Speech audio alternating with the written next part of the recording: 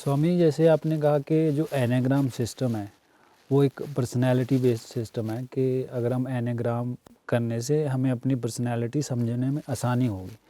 तो कैसे एनेग्राम, मतलब क्या स्टेप्स हैं जो किया जाए ताकि हम अपनी पर्सनैलिटी को समझ सकें और अच्छे से? एनेग्राम सिर्फ पर्सनैलिटी बेस्ड सिस्टम नहीं है, ह्यूमन डिज़ाइन के ऊपर पूरा जो हमारा डिज़ाइन है, जिसमें व्यक्तित्व एक हिस्सा है इसका, उसके ऊपर बना हुआ एक सिस्टम है। हाँ, इसका व्यक्तित्व को समझने में बहुत बड़ा उपयोग है, क्योंकि जिस तरह से जैसे बहुत सारे उपयोग हैं एनियाग्राम के, तो अपनी जो पर्सनैलिटी है इसको समझने में इसका उपयोग ऐसे है कि हमारी जो पर्सनैलिटी है, ह्यूमन पर्सनैलिटी, बहुत सारी लेयर से मिलकर बनती है। आमतौर पे इसका पता नहीं चलता है, क्योंकि पर्सनालिटी को हम सिर्फ समझते हैं कि हमारा फिजिकल प्रेजेंटेशन और फिजिकल अपीयरेंस हमारी पर्सनालिटी है। ऐसा नहीं है। इसके पीछे की जो लेयर्स हैं, इसके पीछे के जो मोटिवेशन और ड्राइव है, वो हमारी फिजिकल अपीयरेंस को बनाते रहते हैं। तो फिजिकल अपीयरेंस के पीछे जो जो लेयर हैं, हमें वो समझ में आती हैं एनिग्राम की हेल्प से। वो मिनिमम मोटे तौर पे समझे तो कम से कम 3 लेयर है। एक है हमारा थिंकिंग की लेयर, हमारी कॉग्निटिव इंटेलिजेंस, जिसके माध्यम से हम चीज़ों को समझते हैं, चीज़ों को सही और गलत में बांटते हैं। क्लैरिटी जिसका हिस्सा होती है, कैलकुलेशन जिसका हिस्सा होती है, जिसको रूटीन भाषा में जिसको इंटेलिजेंस कहते हैं, इंटेलेक्ट कहते हैं, वो हिस्सा, यानी हमारा जो विचार करने का ढंग है और हमारे डिसीजन लेने की जो क्षमता है, वो एक तो ये तल हो जाता है। ये तो बड़ा इंपॉर्टेंट तल है, क्योंकि दुनिया से हमें रोज़ रोज़ मिलना है, रोज़ रोज़ डिसीजन लेने हैं, सही और गलत का चुनाव करना है, और चीज़ों को बारीकी से समझ के उनके खतरों को भांप के तमाम तरह की डिसीजन लेने पड़ते हैं कि भाई हम कोई स्टेप गलत ना उठाएं लाइफ में। ये एक बड़ा इंपॉर्टेंट स्टेप होता है। दूसरा जो लेयर होता है, जो थोड़ा और सटल और सूक्ष्म होता है, वो है इमोशनल लेयर, यानी इमोशनल इंटेलिजेंस। तो बहुत सारे इमोशंस हमारे भीतर एक एटमॉस्फेयर पैदा करते हैं। जैसे जो चैलेंजिंग इमोशंस हैं, वो तो 2-3 ही होते हैं इंसान के। एंगर है, फियर है, या पेन है। ये बेसिक होते हैं इमोशंस। इनके ऑफशूट्स होते हैं जो अलग अलग रंग रूप ले लेते हैं। मेजर इमोशंस ये होते हैं।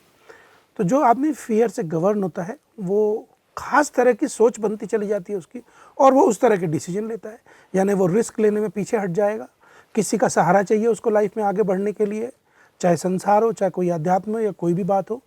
जो एंगर जिसके लिए ज़्यादा चैलेंजिंग इमोशन होता है, जिस व्यक्ति के लिए, वो उस तरह के डिसीजन लेता है, उस तरह का व्यवहार उसका लोगों के साथ हो जाता है, लोगों के संबंध वैसे बनते हैं। ऐसे में वो बहुत चीज़ें अपना नुकसान उठाता है जीवन में। जैसे फियर वाला नुकसान उठाता है, ऐसे एंगर वाला भी नुकसान उठाएगा। और जो लोग ज़्यादा पेन को करीब महसूस करते हैं, पेन से गवर्न होते हैं, जिनकी लाइफ पेन का एटमॉस्फेयर जिनके अंदर ज़्यादा बनता है, जिनकी इमोशनल बॉडी में, वो लोग बेचारे एक तरह का अधूरापन फील करते हैं, पिछड़ा हुआ फील करते हैं। वो अपने को उतनी वैल्यू नहीं कर पाते हैं और सदा दूसरों की ओर देखते हैं। इस तरह से, इसी ढंग से जीने से हमारे डिसीजंस होते हैं। तो इमोशनल लेयर को समझना कि कौन सा इमोशन मेरा हावी है मुझ पर ज़्यादा, और किस तरह से ये मेरी थिंकिंग को और मेरे डिसीजन को, मेरे व्यक्तित्व को प्रभावित करता है, ये एनिग्राम की मदद से हो जाता है। और एक और लेयर है जो बड़ी डीप है, जो बहुत ही डीप है, जिसको हम कहते हैं इंस्टिंक्ट की, हमारी वृत्तियों का। वो हमारे कंट्रोल में नहीं होती, जैसे लगभग वो बस होती है। वो एक नेचुरल, नैसर्गिक फोर्स है। उसको भी समझना एनिग्राम की हेल्प से होता है। उसकी डिटेलिंग तो हम इतनी छोटी सी बातचीत में नहीं कर सकते। वृत्तियाँ आप समझिए, जैसे सहज वृत्ति बोलते हैं, वो ये ऐसी होती हैं जो बेसिक फोर्स है हमारी लाइफ की। कोई व्यक्ति सोशली एक्टिव है या वो सोशली एक्टिव नहीं है, क्यों नहीं है, ये उसकी वृत्ति डिसाइड करती है। या कोई व्यक्ति किसी रिलेशन में ज़्यादा एक्टिव होता है या कोई नहीं होता है, ये वृत्तियाँ डिसाइड करती हैं। इनके जो जवाब है वो सही और गलत में नहीं होते, ब्लैक एंड वाइट में नहीं होते। और दूसरा, जैसे जिस व्यक्ति का जो लेयर इन तीनों में से, जो कि थिंकिंग की है, इमोशन की है, चाहे इंस्टिंक्ट की है, जो लेयर जिसकी ज़्यादा एक्टिव होती है, मतलब कहने का कि जिसके लाइफ में ये जो भी एनर्जी ज़्यादा रोल प्ले कर रही है, वो उसी हिसाब से अपने जीवन के डिसीजन लेता है। एग्जाम्पल के लिए मैं मोटे तौर पे कहूँ, मैं मोटे ही तौर पे कह रहा हूँ, सब पर लागू नहीं होता, लेकिन जनरली कि जो लोग ज़्यादा थिंकिंग गवर्न होते हैं, वो चीज़ों को नफ़े और नुकसान में कैलकुलेटिव ढंग से तोलते हैं, सही और गलत में देखना पसंद करते हैं ज़्यादा। सही और गलत की डाइकोटमी उनके अंदर चलती है, यानी चूँकि फियर से गवर्न हो रहे होते हैं, तो जो सही है वो फियर नहीं लाएगा, जो गलत है वो कल को फियर ले आएगा। तो उनके हिसाब से जो यस और नो है वो फियर में के कारण डिसाइड हो रही होती है, सही और गलत के पैमाने में। जो लोग एंगर से गवर्न हो रहे होते हैं, ज़्यादा एंगर जिनकी लाइफ में एक्टिव होता है, वो थोड़े से बॉडी बेस होते हैं और वो कंफर्ट और डिस्कम्फर्ट पर अपनी लाइफ के डिसीजन ज़्यादा ले रहे होते हैं, सुविधा और असुविधा पर, आराम पर या काम पर। ये नेचुरल फोर्स है, इंस्टिंक्ट का, इमोशन का नेचुरल फोर्स है, हमें पता भी नहीं चलता है। जैसे जो लोग पेन से ज़्यादा गवर्न हो रहे होते हैं, पेन को बहुत ज़्यादा करीब से महसूस करते हैं, जो भी कारण हो। अब वो कहानी बहुत लंबी है कि ये सब बचपन में कैसे डेवलप हो गया होता है, वो जब दूसरे वर्कशॉप्स होते हैं उसमें हम करते हैं।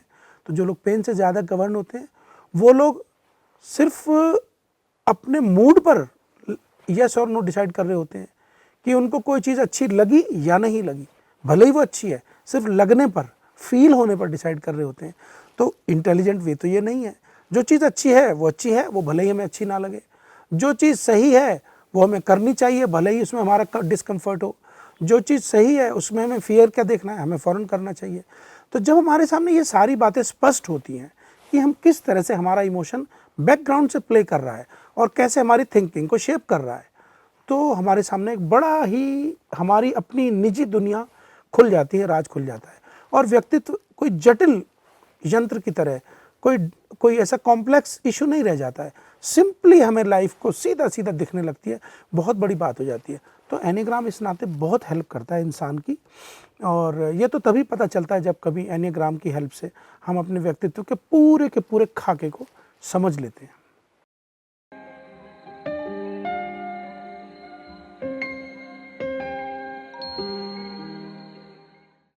तो उम्मीद करते हैं कि आपके जो भी प्रश्न रहे होंगे उसका उत्तर आपको मिल गया होगा।